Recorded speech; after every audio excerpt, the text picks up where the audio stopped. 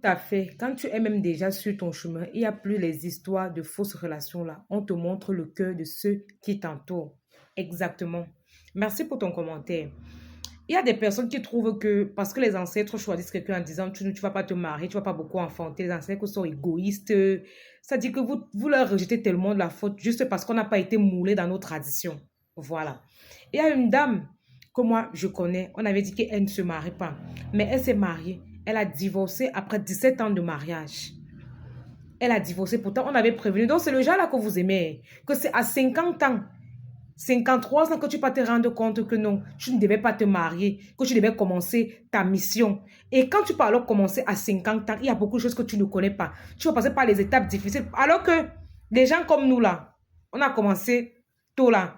Quand j'aurai 50 ans, on va m'appeler matriarche. On va me dire que oh, tu es déjà ceci, tu es déjà cela. Pourtant, c'est à 50 ans qu'elle n'est pas commencée. Il y a des femmes ici là qui sont conscientes qu'elles n'aiment pas le mariage. Elles ne supportent pas l'autorité de l'homme. Mais elles veulent quand même être épousées. Vous pensez qu'on ne regarde pas vos cœurs? Vous pensez qu'on ne regarde pas devant que si la fille s'y paraît le mari, ça ne va pas donner. Mais on met les choses sur elle parce qu'elle a un bon cœur. Elle pense à la famille. Vous pensez qu'ils sont fous?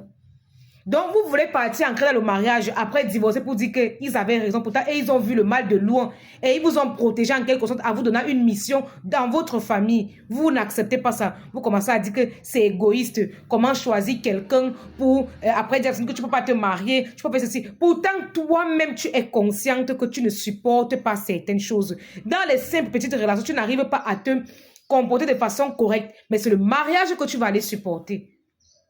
C'est le mariage que tu vas aller supporter. C'est des choses que moi je ne comprends pas. C'est juste parce qu'on n'a pas été moulé dans nos traditions dès le bas âge.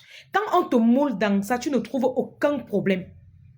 Tu ne trouves aucun problème. Mais vous aujourd'hui là, comme la société nous impose qu'à un certain âge là, il faut te marier pour être considéré, ça devient une obsession pour certains. Vous oubliez vos missions, vous oubliez vos traditions, vous oubliez d'où vous venez. Et c'est après le divorce que vous commencez à dire que si je savais, pourquoi foncer dans le regret? Pourquoi? Il y a au moins ceux qui comprennent que lorsque tu as un don, lorsqu'on te choisit, même lorsque tu es appelé à te marier, on te montre ton mari. On te montre ton mari. Quand tu approches quelqu'un, on te dit que celui-ci, il est comme ça, il est comme ça, il est comme ça. Ou on te montre peut-être votre relation dans 10 ans. Il faut faire très attention à vos choix là. Parce que vous prenez les ancêtres comme je ne sais qui. Les gens qui étaient sur terre avant vous. Parce que quand on parle d'ancêtres, certains se limitent à leurs grands-parents. L'histoire me dépasse toujours alors que c'est toute une lignée. Tu portes le sang au moins de plus de 3000 personnes avant toi. L'histoire là me dépasse. Les ancêtres ne sont pas fous. Ils ne sont pas fous.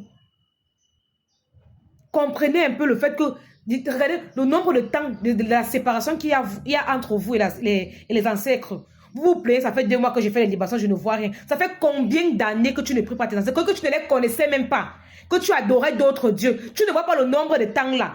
Tu as fait les rosées, les prières, les neveux, tu n'as rien vu. Mais comme tu fais la libation depuis 2 mois, tu te plains. Arrêtez la sorcellerie. Arrêtez la sorcellerie.